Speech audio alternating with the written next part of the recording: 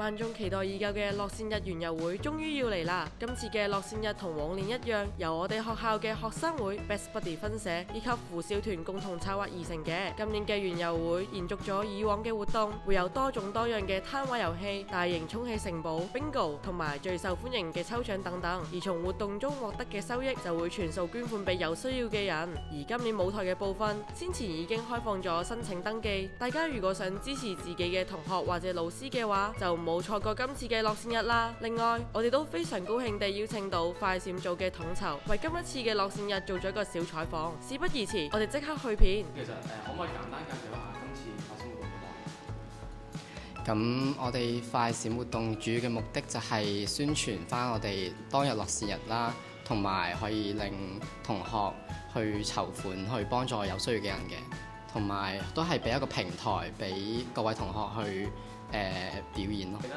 上一年都有做過呢一個嘅快閃活動啦。咁其實你哋辦呢一個活動嘅初衷係乜嘢？就好似我啱啱咁講啦，就係去宣傳翻我哋嘅樂善日咯。因為可能有好多同學咧喺前期我哋籌備嘅當中，可能都未必意識到樂善日嘅到來。咁我哋呢個活動咧就可以令同學提早咁感受到我哋樂善日嘅氣氛啦。咁其實你哋喺籌備嘅過程中咧，都花咗好多嘅心機同埋時間啦。咁其實過程中會唔會好困難？當中係的確有啲困難嘅，包括就係可能我哋擔心我哋，因為上年我哋有一個隨機舞蹈嘅，咁我哋都好擔心就係冇人出嚟跳咯。